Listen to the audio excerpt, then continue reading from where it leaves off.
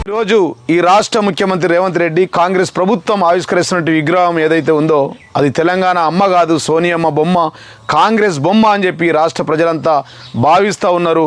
నాడు బలిదేవత అని సోనియా గాంధీని అన్నటువంటి ఈ రాష్ట్ర ముఖ్యమంత్రి రేవంత్ రెడ్డి గారు సోనియా గాంధీ యొక్క ప్రసన్నం పొందడానికి ఇలా సోనియా గాంధీ రూపంలో ఉన్న విగ్రహాన్ని ఆవిష్కరిస్తూ ఉన్నారని చెప్పి రాష్ట్ర ప్రజలు భావిస్తూ ఉన్నారు. అదేవిధంగా రాహుల్ గాంధీని ప్రసన్నం చేసుకోవడానికి రాజీవ్ గాంధీ విగ్రహాన్ని ఆవిష్కరిస్తున్న ఈ రాష్ట్ర ప్రజలు భావిస్తూ ఉన్నారు.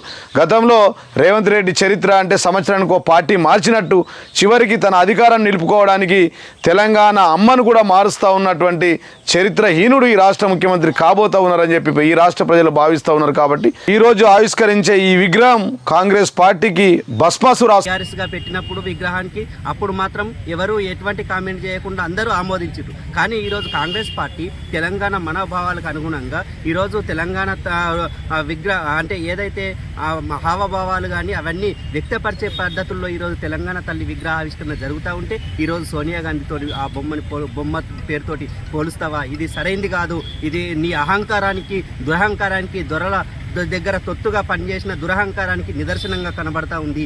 ఈ పద్ధతి మార్చుకోకపోతే తెలంగాణ ప్రజలు, తెలంగాణ సమాజం నిన్ను క్షమించదు, జాగ్రత్త అని చెప్పేసి సందర్భంగా హెచ్చరిస్తా ఉన్నాం. ఇప్పటికైనా తెలంగాణ సమాజానికి మీరు క్షమాపణ చెప్పాలని చెప్పేసి ఈ సందర్భంగా డిమాండ్ చేస్తున్నాం. లేకపోతే రాబోయే కాలంలో లేకపోతే తెలంగాణలో మా మనుగడ కూడా ప్రశ్నార్థకం. ఈరోజు రేవంత్ రెడ్డి గారు ప్రజాపాలన పేరుతోటి అనేక సంక్షేమ పథకాలు అమలు చేస్తూ ఉన్నారు. తెలంగాణ ప్రజలకు అనుగుణంగా వాళ్ళ మనోభావాలకు అనుగుణంగా ఈరోజు పాలన కొనసాగిస్తుంటే మీకు కంటగింపుగా ఉందా?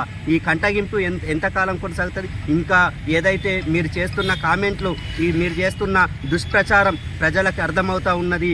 ఏది చేసినా కానీ దాని మీద మీరు ఎత్తిపడిపోయే పద్ధతుల్లో వ్యవహరిస్తున్నారు. ఇది సరైన పద్ధతి కాదు. కాబట్టి మీరు పద్ధతి మార్చుకోకపోతే ఈరోజు రేవంత్ రెడ్డి గారి పాలనకు సంబంధించి మహిళలకి అద్దం పట్టే విధంగా ఈరోజు పాలన కొనసాగుతూ ఉంటే మీరు ఎందుకు కంటగింపుగా వ్యవహరిస్తూ ఉన్నారు? కాబట్టి ఏదైనా ఉంటే మీ నాయకుడిని ప్రతిపక్ష నాయకుడు హోదాల్లో అసెంబ్లీకి వచ్చి ప్రభుత్వానికి తగిన సలహాలు సూచనలు ఇచ్చే పద్ధతుల్లో మీరు ఆ పద్ధతుల్లో ఆయనకు హితబోధ చేయండి. మీ నాయకుడికి అసెంబ్లీకి వచ్చి మనం ఈ పద్ధతుల్లో ఉంటే బాగుంటుంది తెలంగాణ తల్లి అని చెప్పేసి ఆ పద్ధతుల్లో సలహాలు లేవు.